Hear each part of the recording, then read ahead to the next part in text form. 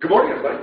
Good morning. We actually, I'm kind of surprised we have, I was thinking it was going to be like the four of us, and then Russell showed up, so I was like, all right, it's going to be the five of us. We're good. 5 people here today. So it's going to be a much more intimate setting, but thanks for everybody that braved the weather. Thank you for joining us. I wanted to introduce our guest speaker today. So Alison Lively, I'm going to read this because I try to memorize all of them, and I'm terrible. So if you've got anything from memory, that's nice. So she is co-owner of Creative Living Wellness. Let's slow down. She's a nutritional counselor and natural health educator. She has extensive knowledge in iridology, kinesiology, herbology, and nutrition. She also holds a doctorate in naturopathy. All right, close, just really close. So, specializes in children's nutrition. She has over 9 years of working experience with every age group. She also speaks throughout the country to educate and inspire people on how to control their health. As always, we have our main host, Jen Lapton. Thank you, Jen. Good morning. And actually, we have a guest co-host today. So Caroline Hull is here. She works with HTI. She is a co-chair of all the committee here at HTI. So the show is yours. All right. Good morning, everyone. Thanks for braving the storm. I mean, we didn't think anybody was going to show up. So we thought we were going to have a quiche and kuka juice party all morning. But thanks, Allison, for joining us again. Thanks for having me. And just a shout out to Kuka Juice. They're downtown.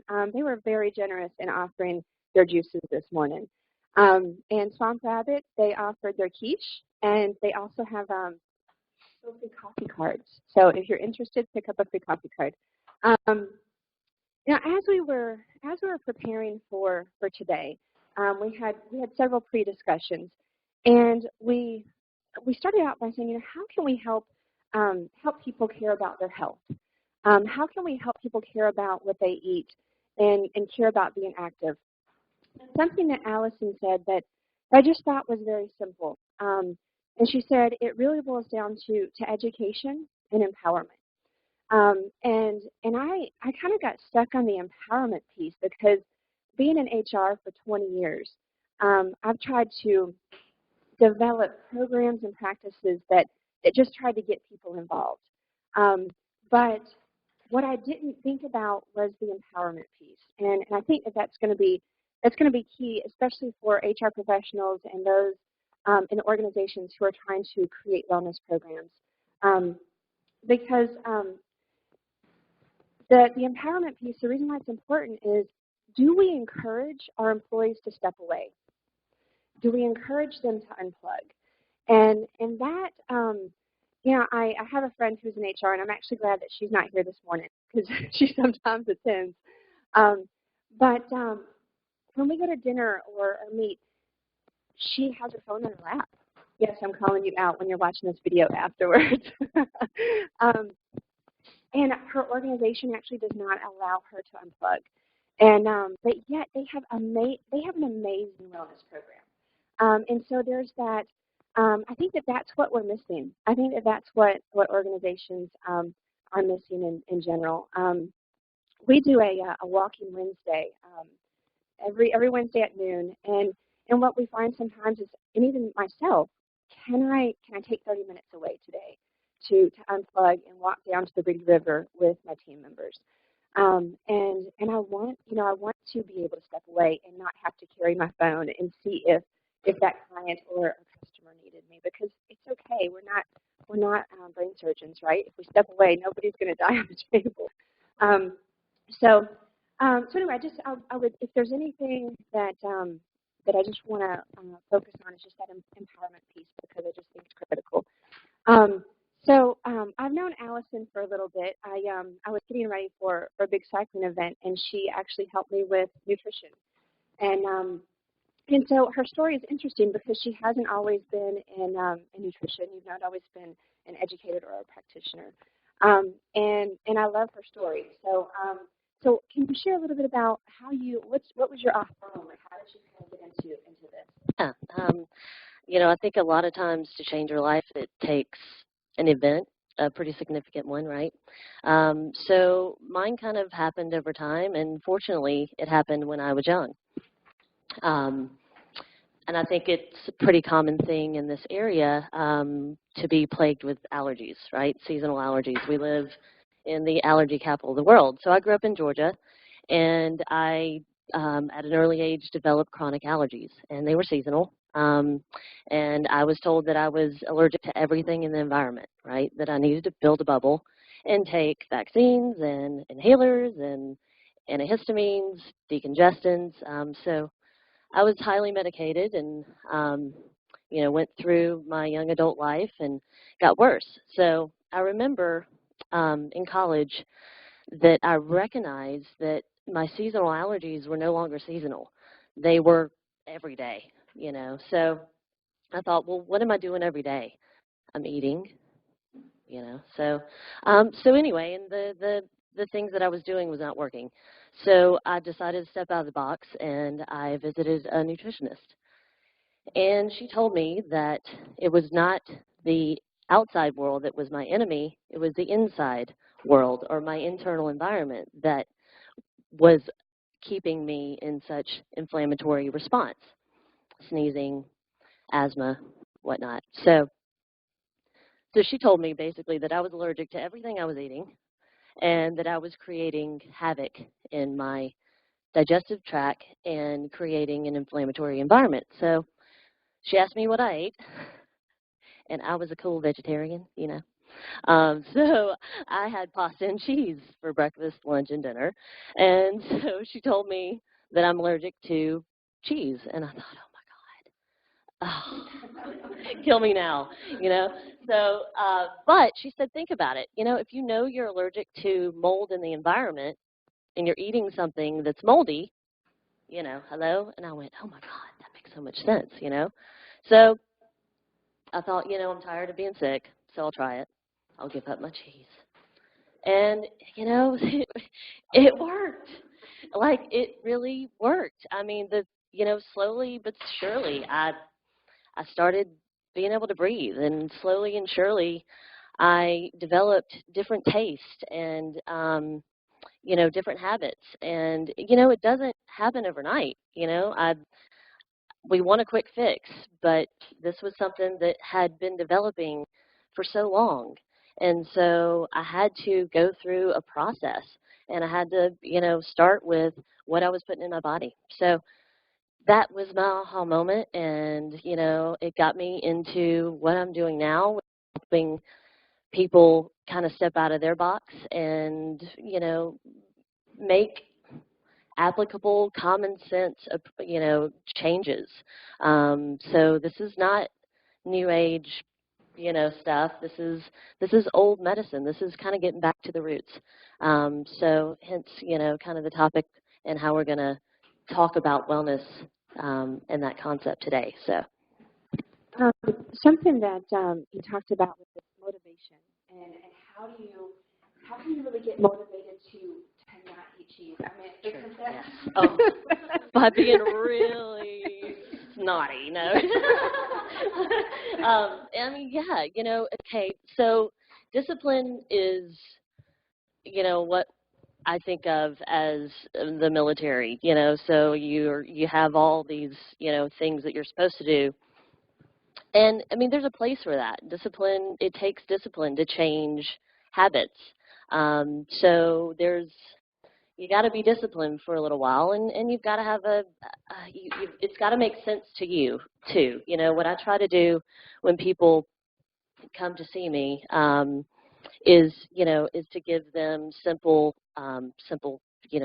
starting points, and to give them a foundation of knowledge, like teach them why their body is acting the way that that it is, So, so anyway, then when you have enough kind of when the discipline kind of, what do they say, 21 days to make a habit, then you get motivated because you feel better, So the motivation comes, I think, from one, understanding a little bit more about your body and how you can effectively do something every day to heal it.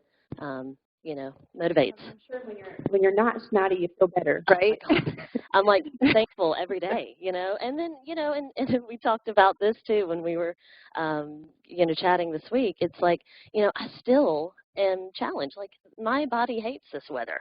Like, it's damp, and my internal system is kind of challenged by dampness. So I really have to pull in the reins. I really don't eat a lot of dairy products and things that I know are inflammatory for me right now in this season, in this weather. So, but for the most part, I can moderate pretty much everything that I want to, and I crave good things. So, right, Caroline, you understand that, yeah.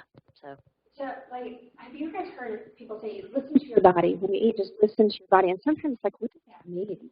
Listen to your body, and so when you say that you eat cheese and you feel not so great, then your body's telling you this isn't good for me. That's a good example of listening to yourself. Definitely. For the past few weeks, we've met and just talked about overall wellness. And by the way, this is something we're going to continue. And so we're going to talk about a couple of key points today, but then we're going to follow this up at Swamp Rabbit Cafe on October 20th at 4 p.m. So we're just going to actually continue this in the community, these discussions. But since we've been talking, it's motivated me, just in the last couple of weeks. And so when she mentioned that she stopped eating cheese, I'm thinking, I can't possibly do that, but I know I don't feel great when I eat dairy products. And for those of you who know me, I love Chipotle. Like, it's wonderful. But I know that the dairy, when I get sour cream, I sneeze. And so since we started preparing for this, I actually did a little trial, and I got sour cream on the side. And I didn't sneeze at all, which was amazing. But then it's a choice, right? It's a choice, and that choice is hard. Sure. We are very much, entrenched in our need for taste, and habits. Yeah, we have deep connections to our foods and a lot of reasons that we eat beyond hunger. So yeah.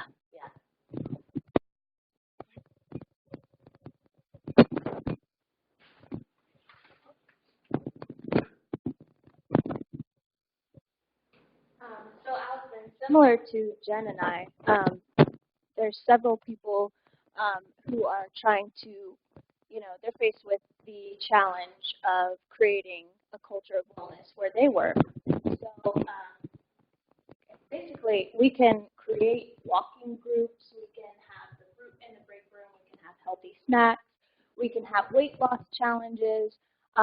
What can we do as an organization and individually? How can we actually maintain a true state of wellness, and how do we actually achieve a culture of wellness? Yeah. Well, and I think we kind of hit on that, Jen, is, it has to be simplified. The idea of wellness in such a big environment of stress or major stress of the workplace, it's daunting. And so we have to simplify it. So what I'm going to talk about today is kind of how we currently operate in our healthcare system and how we can kind of work to reestablish a new mindset of health, healthcare, self-care, not disease maintenance. So we'll look at that, and I think so if we can kind of redefine how we operate, and it has to be simple too. We do have to make small but consistent changes, and we do have to empower the person. It has to be on an individual level, and I think that's where we're missing the mark with a lot of our in-place, workplace wellness programs. So speaking of wellness being defined, how would you define wellness? So we were talking about this as over the last couple of weeks, and Jen, the Wikipedia master over here,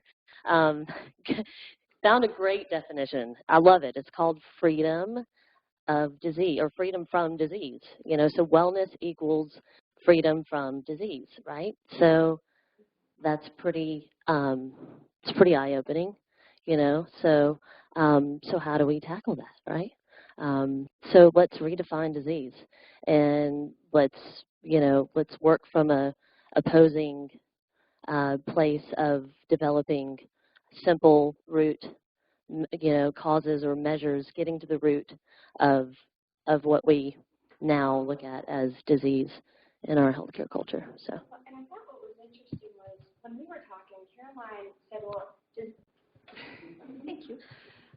Caroline said, well, disease is dis-ease, like you're not at ease. And so it's not just that disease is cancer or these massive things, but it's just when you are not, when your body is not at ease. So I liked that a lot. And so disease is, we talked about it's a group of symptoms, right? Yeah. And there are thousands of diseases out there. But out of all the diseases, there are really just 4 root causes.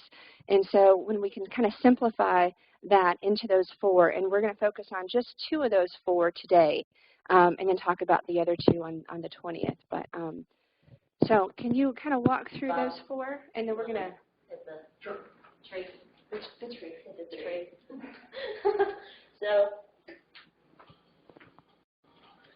So as Jen pointed out, this is a great visual. I use it a lot when I'm kind of introducing the concept of holistic approaches or wellness approaches, because this is currently how we operate. So you see, all plants have soil, right? Root system, trunk, branches, leaves, fruit. So at the tip is the leaves, right? So that's where our symptoms or our disease is the last thing to manifest in our bodies. So what we currently do is take groups of symptoms and we name them as a diagnosis, and then we treat that group of symptoms, okay? So you see how we're kind of coming from the wrong place, right? We're starting from the last thing to actually occur. So until we fix the root of the problem or work towards establishing a good root system, then we're never going to get there. So, so very simple concept. Mm-hmm. Give an example of that, like if let's say someone comes to see you and maybe they have a rash on their hand. Sure. That's it's a symptom, but it's not a skin issue, right? Yeah, absolutely. Something like eczema or dermatitis, I see it a lot, especially in children. So people come in with a hand or a hand rash, or and they expect me to talk about their hand, and I'm not going to talk about their hand. I'm going to talk about their gut or their environment of their body that could be causing something to react on the extremity, or whether it's on the scalp or between the toes or on the hand. So it's not a limb problem. It's an internal core environment issue, okay? So we can link a hand rash or dermatitis to mental, emotional stressors. So there's got to be stress in the system for inflammation to occur. Nutritional deficiencies. Are you eating something that your body is creating an inflammatory or immune response to? And those are the things that we're going to concentrate on today for time's sake. Toxic overload or toxicity. That's one of my favorite topics, but we aren't going to get into that. It's a big topic. It's a nasty topic. And then the physical trauma.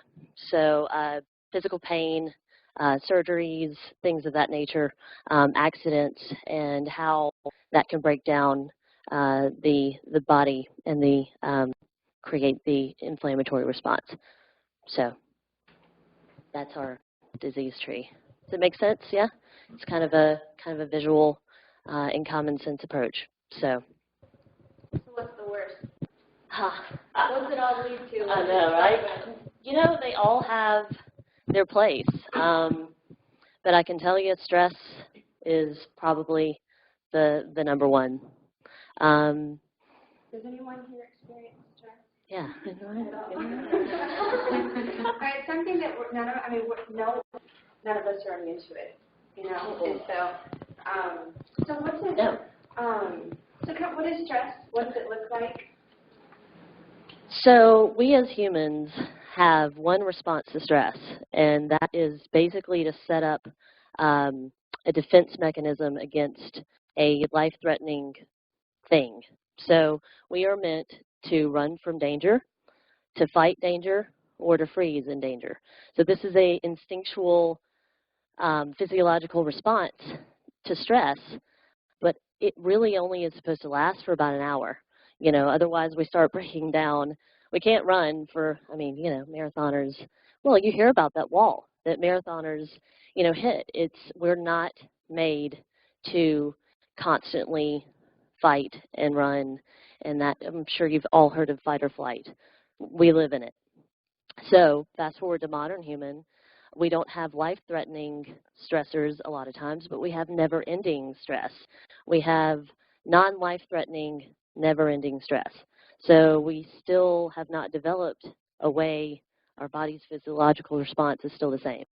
So we wake up and we set off an alarm, and we continue that alarm every day, all day, whether it's sitting in traffic or, deadline at work or, checking constant emails. That sends the same response off as if a rabid dog was about to, chase you.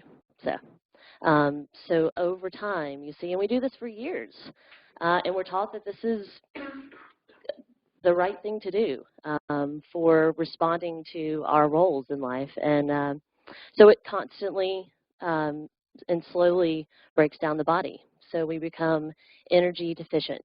Our body cannot produce the means that it takes to keep us going. The number one thing that people come to me for is lack of energy. And I think we all experience that, right? We want more energy. But how can we expect to get it if we don't rest and, give our body the signal that it doesn't have to keep running? So that's really what we've got to do. And we'll talk about, some tips a little bit later, but just to kind of understand that physiological response to stress, then maybe we can kind of tackle it and say, oh, okay, I realize that I'm not breathing right now, that my shoulders are up at my ears, that, I'm really stressing about work and I'm not even there yet, so. Yeah, just a simple, how many of us wake up to an alarm clock that's on our phone? I do. And then I hit the off button, and then I go ahead and I go into email just to check, just to see, is there anything critical that's come through? And then what do I do next? Oh gosh, I have something on my Twitter feed, or I have, they're rally tagged me in something on Facebook, which was true. But that's what we do, right? And so this concept of rest, it takes an active effort, and I need a reminder. If it wasn't for this conversation that we're having, I need that reminder, because otherwise I am in this vicious cycle, and the fact that if I don't rest, I'm setting myself up for disease, which we don't think about it that way, though. We just think, what? Gosh, I got to get to this email.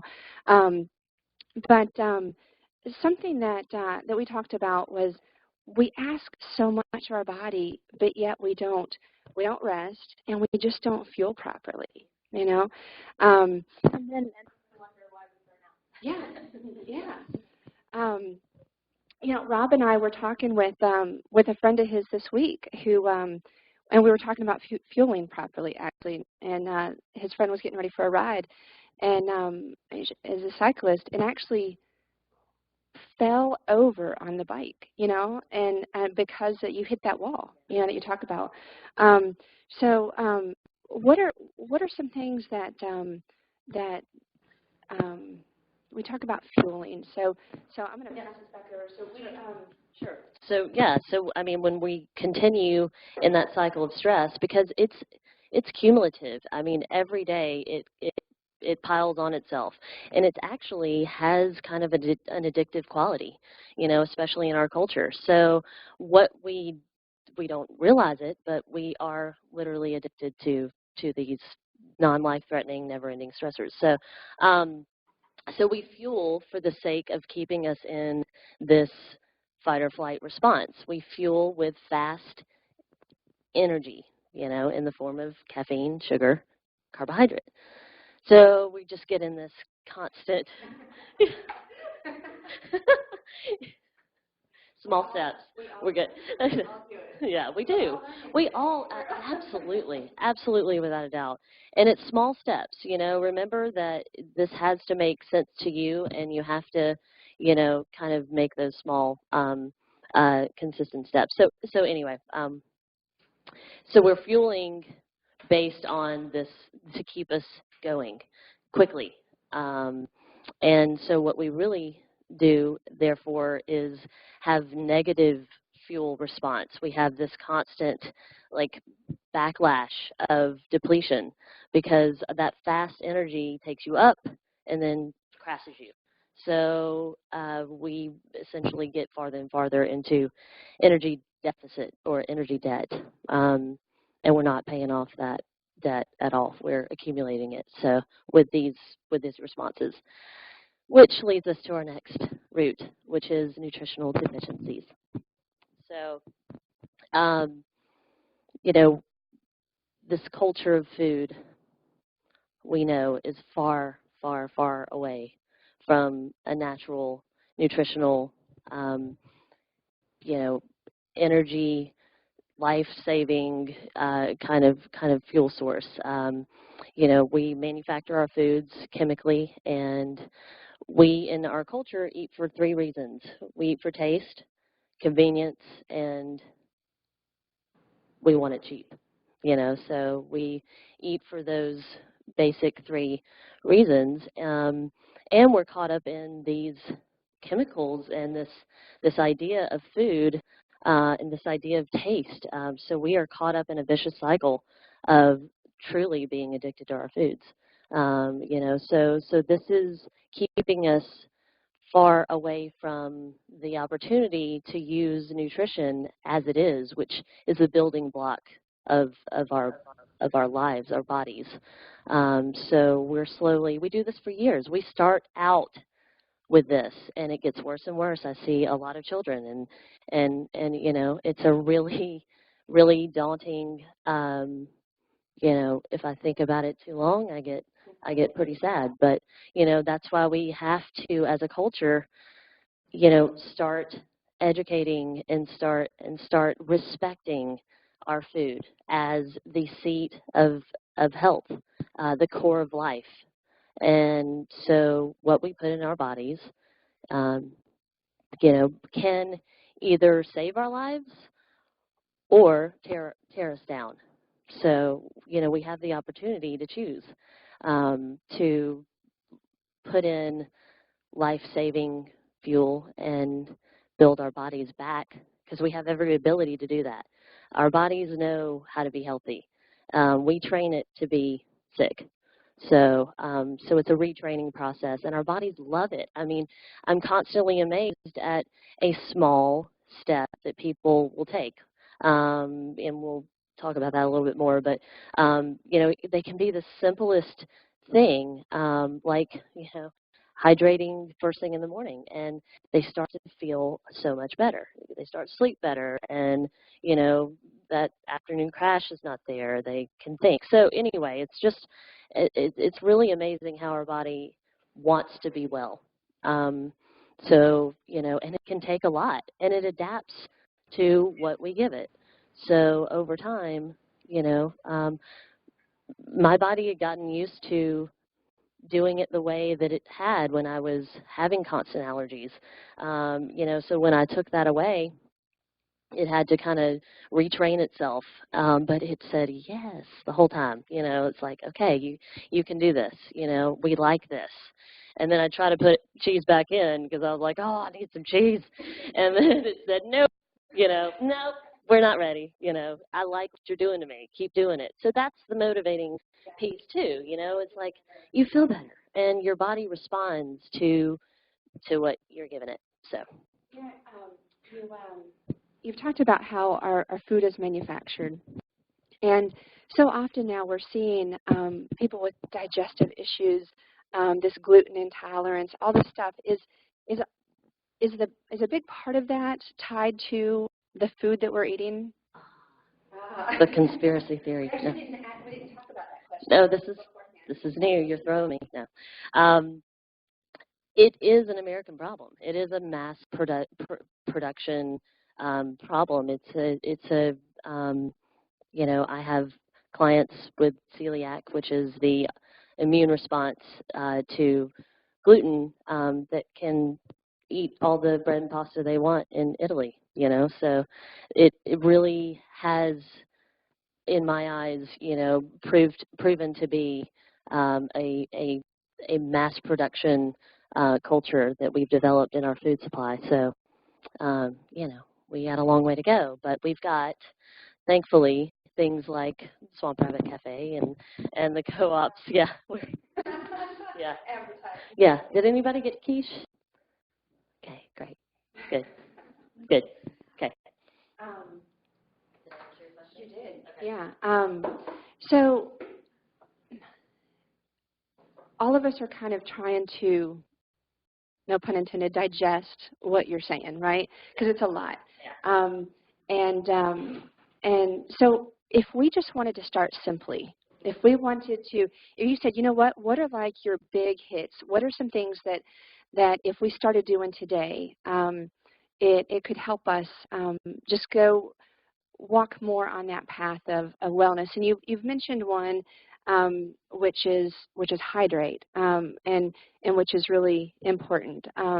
So maybe just kind of give us, what are some simple starting points that we could focus on? And this is the path to success, is to develop a starting point. And it is individual. You know, I really feel like, you know, everybody's needs are quite, well, slightly different, but there are some general approaches that you can do that will help, in my opinion, pretty much everybody. And that first one, hydrating, you know, we tend to beeline it to the coffee pot first thing in the morning, and without kind of cleansing our system and telling it what we do in the morning is basically going to write our story for the day. You know, and that's mind, body, spirit, on all levels there. So really approaching the morning as if it is going to be the catalyst for your day. So you want to have water. You want to have a nutritional breakfast. You want to have substantial nutrition, you know, and that's not in the form of a donut.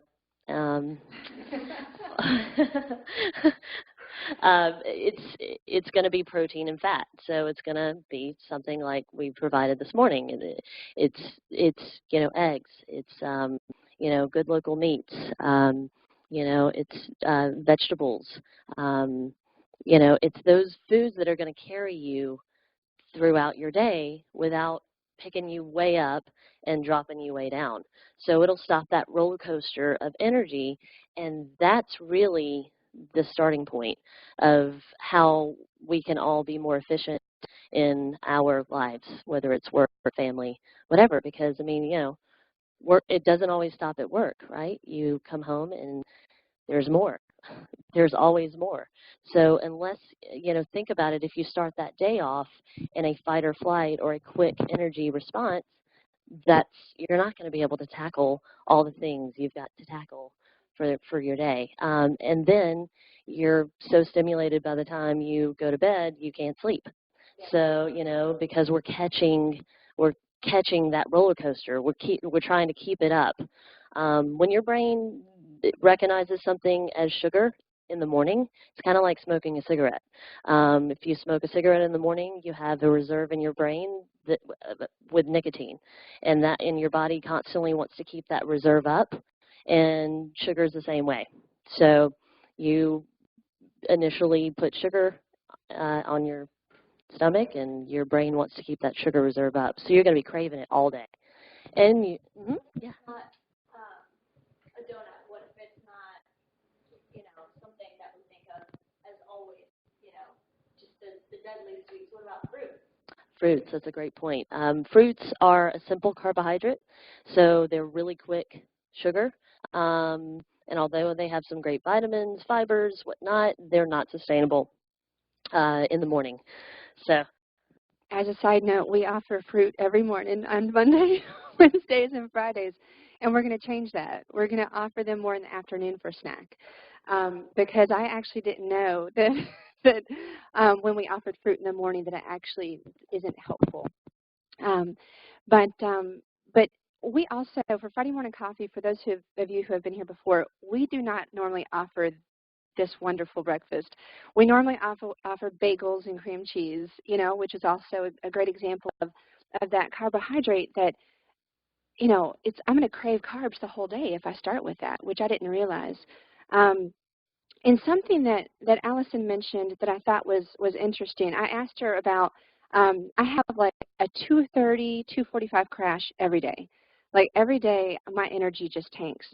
And maybe talk a little bit about that. I was going to share, but you're so eloquent in but just how that starts not at 2 o'clock. Oh, yeah. No, yeah, you can't fix it at 2:30. Yeah, you've lost your window of opportunity, and that's when we go for the big bucks, right? The Red Bulls and the one more cup of coffee and the sugar donut and whatnot. But so yeah, the fix is to start your day, is to get that protein in the morning. Yeah, and then to get a substantial lunch. We tend to, kind of wait to get all of our calories until the evening. And a lot of that is a cultural thing. I mean, we spend time with our families, and that can be a good thing in that evening meal, but what we do is starve ourselves until we get there. And so we're, fueling at the wrong time. So this concept of needing those really hearty nutrients in the beginning of your day, needing a full meal at lunch, and then something light but still, enjoying a meal with your family in the evening. So. And it works. Yeah. Just in the last week and a half, I started making individual frittatas. Did you bring the recipes? Okay, we'll share the recipes if you want to give us your email address. But if you start with protein, such as quiche, you actually don't have your crash in the afternoon, and I had no idea. So we talked about, what's the starting point? And you mentioned hydration. Starting your day with hydration, not necessarily caffeinated hydration, but your waters and something that really hydrates. And then you mentioned starting your day with substantial food. And the next one that maybe we'll end on is how do you tackle the stress piece? How do you start and end your day? Okay. So when we open our eyes, we have the potential to write our story, right? So mentally and emotionally, we start thinking immediately when we open our eyes. And so the thing that I've been actually doing recently that is so helpful is just recognizing what I'm thinking about, that I'm actually thinking right when I open my eyes. And I'm not at work yet, but I'm actually thinking about work. And I'm thinking about relationship. I'm thinking about, whatever. It's just, and most of the time, they're negative thoughts, and I was like, whoa, that's kind of eye-opening, just to recognize it, just to like open my eyes and see, hey, what am I thinking about, to kind of see those thoughts as they're coming in, and that we don't even know that they're there anymore because we're so adapted. So recognizing it and then being able to stop it a little bit, like just, when you can kind of see that you're stressing about something that's not real or not happening at the moment. You just woke up. Nothing's there yet, right? So, so if you can just kind of recognize that and choose to be grateful, choose to, kind of retrace that step a little bit, or, I always, kind of try to run through 3 things that I'm grateful for when I recognize my thought patterns in the morning. But that takes slowing down. That takes recognizing on a regular basis. It takes a discipline of wanting to feel good and to find joy and to stop the train of stress. So slowing down, not just get out of the bed, get some water, breathe, just slow down. So, Maybe check your email when you get to work, or wait as long as possible. Wait till you're actually awake to start working, and stop challenging yourself right when you wake up. Absolutely. Yeah. And to tag on to what Caroline said is even before you go to bed, how many of us are checking that last few email that might have trickled in, and something that I wasn't aware of because I was having a little bit of a hard time sleeping, and Caroline and I were trying to get some free advice from Allison. And she said, well, what are you doing before you go to bed? And she's like, do you have electronics and technology in your bedroom? And I'm like, is that a trick question? Of course I do. And so I stream on my iPad, before I go to bed, or I check email, and she said, your bedroom should really be a place of rest. And so take your iPad and your computer and actually move it to a different room. Like, don't even have it present in your bedroom because your bedroom is for resting. And again, surprisingly, it's working. And I'm leaving that stuff in a different room, but it makes sense. We're so stimulated throughout the day, and then we don't stop until we're like, okay, now we want to rest, and body rest now. So I don't know if you want to. Ready to go. Pass out. Yeah, and it's still stimulated. So just like starting the morning slow, kind of give your body the idea that it's going to find rest. We have 2 parts of our nervous system, one for stimulating and being awake and being aware, and one for rest and repose. And we're supposed to use those throughout the day, both, and we only use the sympathetic, the stimulant. So we can't dump into rest and repose without giving your body some idea that it's entering into a rest state. So take a bath, read a book, just chill, for about an hour before you go pass out. What a concept, to rest. Well, we're coming up on our 9:15 time. So, what questions do you have for Allison? Are there any questions that? And Rob, I don't know if we have. I know we have several people who are streaming in. I don't know if they've written in to have questions or not. But Nat. I have a question.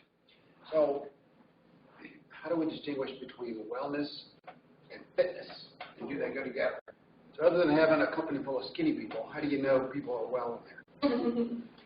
Yeah, and that's one element of wellness. I think we're tackling that fairly well. Like you said, you had given the example of a fantastic wellness program at a colleague's workplace, where you can have the fanciest equipment and all these incentives and whatnot, but it's still a personal drive. Someone needs to make sure that employee is feels like they're cared for, feels like that they're getting some individualized program, or and I don't know what that looks like from this. I mean, it's a culture. We are establishing. I mean, we're hitting a big topic. But I just think that the only way that these wellness ideas, whether it's fitness areas in the workplace, blood drives, the typical EAP stuff, they're just too broad in their spectrum, so they need to be individualized on some level. And it needs to be addressed, the nutritional aspects and the stress needs to be addressed, along with getting a workout program. I have people that come to me, most of the people that come to me are not ready to work out. They're so depleted that, when they do try to get on a workout program, they're exhausting themselves. They're like, I'm more tired when I exercise, and I'm, so we have to start fueling our body and understanding that, we've got to get out of that energy debt a little bit before we can even, address a good fitness, protocol. So, we're gonna officially, we're gonna, I think we'll keep. Rob's going to say, don't keep talking. We stop at 9:15. We're going to officially kind of end Friday Morning Coffee, but we're going to kind of stay around and answer any questions that you have. This is such a great topic, and it's one that isn't easy, and it's one that just takes a lot of education and empowerment. So those of you who are employers, I think that piece, as many programs as you have to help with wellness. Are you really saying it's okay to your employees that they can unplug? Are you really saying it's okay to step away from the email? And just something that I think that we can end on is I'm gonna quote Alison actually, is that we're demanding a lot of our bodies every single day, and so be kind to yourself. And so that's, I just think that's, I think that's great advice. So if you guys are interested, our next wellness event will be at Swamp Rabbit Cafe on the 20th of October at 4 p.m. And we're just going to continue this. We're going to open it up to the community. Because it's just a topic that I think just deserves just a continuation on the education side. So thanks, Allison, for joining us today, and thanks, Caroline. And then everybody who came out in the rain, thank you. Appreciate it.